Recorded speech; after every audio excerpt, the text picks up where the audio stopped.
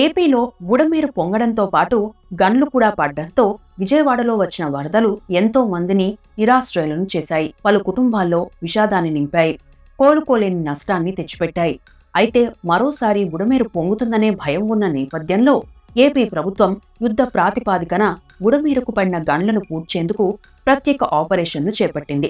Army సహకారంతో వాటిని పూడ్చేశారు. 100 మీటర్ల వెడల్పుతో పడిన గండిని వర్షంలో పూడ్చడం అంటే అంత సులువు కాదు. కానీ చంద్రబాబు గారి సారథ్యంలోని ఏపీ ప్రభుత్వం ఆ పనిని 4 రోజుల్లోనే పూర్తి చేసింది. అందులో పాలుపంచుకున్న ప్రతి ఉద్యోగి, ప్రతి నాయకుడు, ప్రతి వ్యక్తి చేసిన కృషిని ఖచ్చితంగా అభినందించాల్సిందే.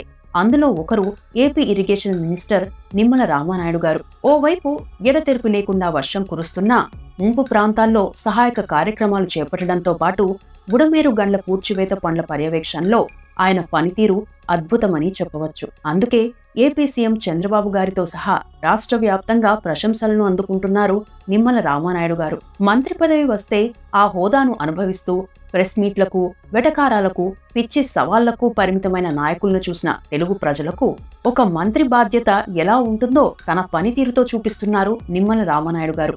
గతంలో కాలేజ్ లెక్చరర్గా చేసిన ఆయన రియల్ టైంలో పాలిటిక్స్లోనూ చాలా మందికి పాఠాలు నేర్పుతున్నారని కూడా చెప్పవచ్చు. ఈ నేపథ్యంలో నిమ్మల రామానాయుడు గారికి సంబంధించిన అంశాలను తెలుసుకుందాం.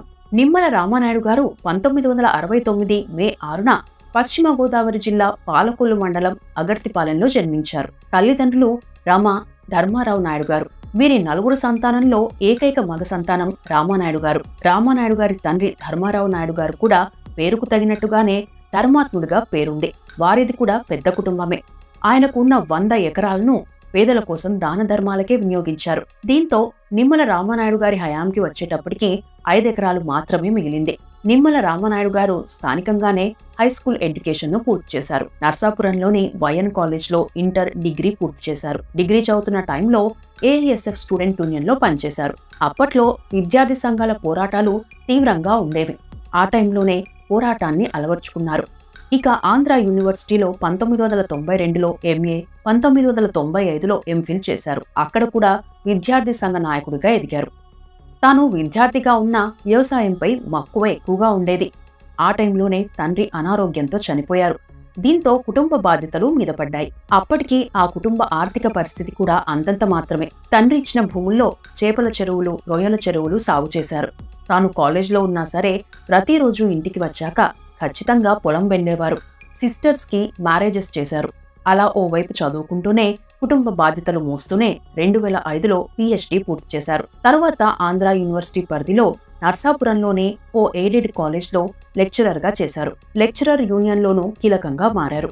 యూనివర్సిటీ పరిధిలోని ఎయిడెడ్ కాలేజ్ లెక్చరర్స్ అసోసియేషన్లో ముఖ్య భూమిక పోషించారు. కాలేజ్ సమస్యలతో పాటు ఉపాధ్యాయుల సమస్యలపై పోరాడేవారు. ఉద్యోగాల నోటిఫికేషన్లలో జాప్యాన్ని ప్రశ్నించేవారు.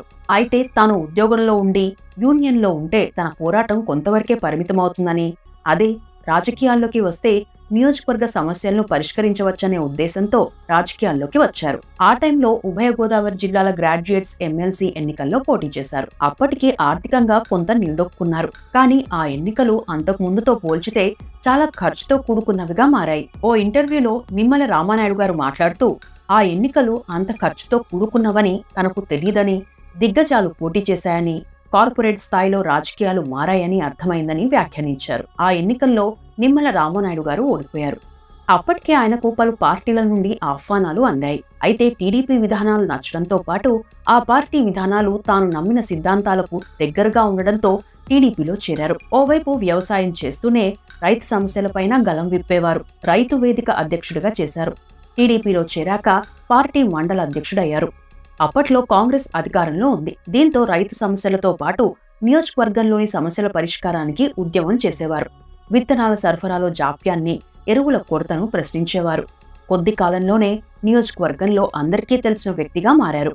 అందుకు పార్టీ ప్రోత్సాహం ఒక కారణమైతే తన వ్యవహార శైలి మరో కారణం. అప్పటికే తన తండ్రి పేరుతో అంటే ధర్మారావు ఫౌండేషన్ పేరుతో ట్రస్ట్ ని ఏర్పాటు చేశారు. వృద్ధులకు, దివ్యాంగులకు సేవా కార్యక్రమాలను నిర్వహించేవారు. వారికి కావాల్సిన నిత్యావసరాలను అందించేవారు. తన సొంత సంపాదనతోనే ఇవి చేసేవారు. రక్తదాన శిబిరాలు నిర్వహించడం, మెడికల్ క్యాంపులు నిర్వహించడం లాంటి కార్యక్రమాలను చేపట్టేవారు. ఏ టైంలో ఆయన్ను కలిసినా అందరితో ఆప్యాయంగా మాట్లాడే వ్యక్తిగా, సమస్యలను సావధానంగా వినే వ్యక్తిగా పేరు తెచ్చుకున్నారు. పాలకొల్లు నియోజకవర్గ అభివృద్ధి విషయంలో పలుమార్లు తన గళాన్ని విప్పేవారు. ఇక రాష్ట్ర విభజన సమయంలో సమైక్యాంధ్ర కోసం కూడా ఉద్యమం చేశారు. అప్పటికి పాలకొల్లు నియోజకవర్గ టీడీపీలో డాక్టర్ బాబ్జీ గారు ముఖ్య నేతగా ఉన్నారు. 2004లో ఎమ్మెల్యేగా గెలిచారు కూడా. ఆయనకు కూడా మంచి పేరుంది. అయితే 2014 ఎన్నికల సమయంలో అప్పటి పరిస్థితుల నేపథ్యంలో టీడీపీ డాక్టర్ బాబ్జీ గారిని కాకుండా నిమ్మల రామానాయుడిని ఎంపిక చేసింది. ఇది పశ్చిమ గోదావరి జిల్లా టీడీపీలో ప్రకంపనలు రేపింది. తనను కాదని నిమ్మల రామానాయుడుకు టికెట్ ఇవ్వడం పట్ల డాక్టర్ బాబ్జీ గారు అసంతృప్తి వ్యక్తం చేశారు. రెబల్గా బరిలోకి దిగారు. వైసీపీ నుండి మేకా శేషుబాబు పోటీ చేశారు. ఈ ఎన్నికల్లో డాక్టర్ బాబ్జీ గారు అంటే సత్యనారాయణమూర్తి గారు ఏకంగా 38,000 ఓట్లను చీల్చారు. అయినప్పటికీ నిమ్మల రామానాయుడు గారు 6,383 ఓట్లతో గెలుపొందారు. తొలిసారి అసెంబ్లీలో అడుగుపెట్టారు. ఆ ఎన్నికల్లో టీడీపీ అధికారంలోకి వచ్చింది. తన మాట తీరు, పనితీరుతో చంద్రబాబుకి దగ్గరయ్యారు.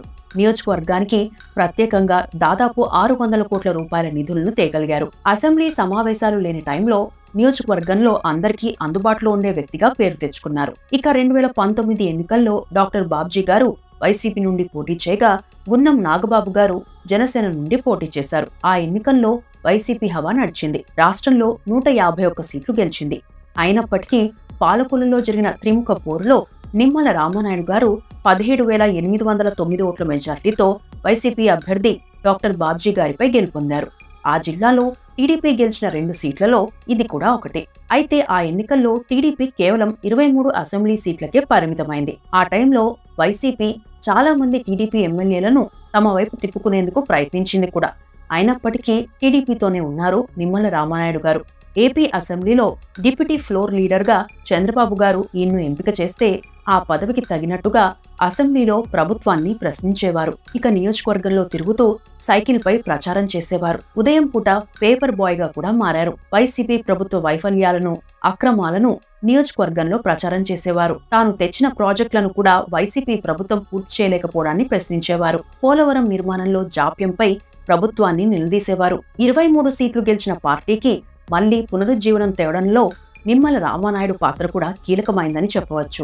ప్రతిపక్షంలో ఉన్న ప్రజలతో ఉండే వ్యక్తిగా గుర్తింపు తెచ్చుకున్నారు. అమరావతి, పోలవరం అంశాల విషయంలో వైసీపీ ప్రభుత్వాన్ని ఎండగట్టేవారు. నియోజకవర్గ సమస్యలపై పాదయాత్ర కూడా చేశారు. ఇక కోవిడ్ టైంలో రామానాయుడు గారి సేవలు ప్రత్యేకంగా చెప్పుకోవచ్చు. అయిన వారే కానివారైనా ఆ టైంలో కోవిడ్ పాజిటివ్ ఉన్నవారికి, క్వారంటైన్లో ఉన్నవారికి అండగా నిలిచారు. వారి ఇళ్లకు వెళ్లి నిత్యావసరాలు, మందులు అందించేవారు. ప్రజా సమస్యలపై ఆయన రోడ్డెక్కారంటే ఆ సమస్యలు పరిష్కారమయ్యే వరకు నిద్రపోరు అనే చర్చ జరిగేది. వైసీపీ హయాంలో పాలకొల్లు నియోజకవర్గంలో దళితుల భూముల్లో అక్రమ మైనింగ్ చేయడంతో పాటు దళితుల భూములను కొందరు నాయకులు ఆక్రమిస్తున్నారని ఆరోపించారు. ఆ భూముల రక్షణకు ఆ భూముల్లోనే రాత్రిపూట నిద్రించేవారు. చివరికి శ్మశాన వాటికల పరిరక్షణ, ఆధునీకరణ విషయంలోనూ వైసీపీ ప్రభుత్వం నిర్లక్ష్యంగా ఉండడాన్ని ప్రశ్నించడంతో పాటు ఎమ్మెల్యేగా ఉండి శ్మశానంలోనే ఒకరోజు నిద్రపోయి నిరసన తెలిపారు. దీంతో ప్రభుత్వం దిగివచ్చింది. టీడీపీ హయాంలో నిర్మించిన టిడ్కో ఇళ్లను లబ్ధిదారులకు అందజేసే విషయంలో ఆ తరువాత అధికారంలోకి వచ్చిన వైసీపీ ప్రభుత్వం జాప్యం చేయడాన్ని వ్యతిరేకిస్తూ పాలకొల్లు నుండి అమరావతి వరకు సైకిల్ యాత్ర నిర్వహించారు. ఇక 2019లో వైసీపీ అధికారంలోకి వచ్చాక రాష్ట్ర వ్యాప్తంగా అన్నా క్యాంటీన్లను మూసివేయించింది. చాలా తక్కువ చోట్ల మాత్రమే అవి కొనసాగాయి.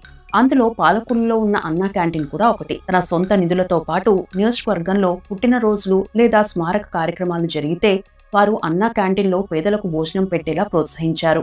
అలా పాలకొల్లులో అన్నా క్యాంటీన్ అసలు మూతపడకుండా నడిపించగలిగారు నిమ్మల రామానాయుడు గారు. ఇక 2024 ఎన్నికల్లో మరోసారి నిమ్మల రామానాయుడు గారు ఇక్కడి నుండే పోటీ చేయగా వైసీపీ నుండి గూడాల శ్రీహరి గోపాలరావు పోటీ చేశారు. ఆ ఎన్నికల్లో ఏకంగా 67,945 ఓట్ల మెజార్టీతో గెలిచారు నిమ్మల రామానాయుడు గారు. ఆ ఎన్నికల్లో కూటమి అధికారంలోకి వచ్చింది. దీంతో వరుసగా 3 సార్లు గెలిచి హ్యాట్రిక్ సాధించిన నిమ్మల రామానాయుడు గారికి మంత్రి పదవి వస్తుందని అంతా భావించారు. అందుకు అనుగుణంగానే కేబినెట్లో కీలకమైన ఇరిగేషన్ మంత్రిగా నియమించారు సీఎం చంద్రబాబు గారు. అప్పటి నుండి ప్రాజెక్టులపై నిత్యం పరిశీలన చేసేవారు. తాజాగా బుడమేరు వరదల కారణంగా విజయవాడలోని పలు ప్రాంతాలు ముంపుకు గురయ్యాయి. వరద బాధితుల కోసం ప్రభుత్వం తరపున సహాయక చర్యలు చేపట్టే విషయంలోనూ చురుగ్గా వ్యవహరించారు. బుడమేరుకు 3 చోట్ల గండ్లు పడ్డాయి. 2 గండ్లు చిన్నవే అయినా 3వ గండి 100 మీటర్ల వెడల్పుతో ఉంది. ఓవైపు వర్షాలు ఉండడం, మరోవైపు వరద ప్రవాహం తగ్గకపోవడంతో గనులు పూడ్చడంలో చాలా సవాళ్లు ఎదురయ్యాయి. దీంతో చంద్రబాబు గారి విన్నపంతో కేంద్ర ప్రభుత్వం ఆర్మీని పంపించింది. వారితో సమన్వయం చేసుకుంటూనే రేయింబవలు అక్కడే ఉండి ఎట్టకేలకు 4 రోజుల్లోనే గండిని పూడ్చేలా చర్యలు తీసుకున్నారు నిమ్మల రామానాయుడు గారు. ఆయన పనితీరును ఆర్మీ అధికారులు కూడా ప్రశంసించారంటే ఆయన తాను చేపట్టిన పని పట్ల ఎంత అంకితభావంతో ఉంటారో అర్థం చేసుకోవచ్చు. విజయవాడ ముంపు కారణం ఎవరు, సాంకేతిక అంశాలేంటి, రాజకీయ అంశాలేంటి అనే విషయాలను పక్కన పెడితే మరోసారి వెంటనే వరద పోటెత్తకుండా సత్వర చర్యలు చేపట్టే విషయంలో నిమ్మల రామానాయుడు గారు చూపిన చొరవ నిజంగా అభినందనీయమే. ఇక నిమ్మల రామానాయుడు గారి ఫ్యామిలీ లైఫ్ విషయానికి వస్తే నిమ్మల రామానాయుడు గారి భార్య పేరు సూర్యకుమారి. వీరిది పెద్దలు కుదిర్చిన వివాహం. ఈమె గృహిణి. నిమ్మల రామానాయుడు సూర్యకుమారి దంపతులకు ఒక కుమారుడు, ఒక కుమార్తె. కుమార్తె పేరు శ్రీజ. ఈమె బీటెక్ కంప్లీట్ చేశారు. కుమారుడి పేరు దరహాస్. కుమారుడికి పుట్టుకతోనే ఫిజికల్ గా కొన్ని సమస్యలు ఉండడంతో ఆయన ఇంట్లోనే ఉంటారు. ఓ ఇంటర్వ్యూలో నిమ్మల రామానాయుడు గారు మాట్లాడుతూ, నా కుటుంబం ఎప్పుడూ లగ్జరీలకు, వృధా ఖర్చులకు దూరంగానే ఉంటుంది.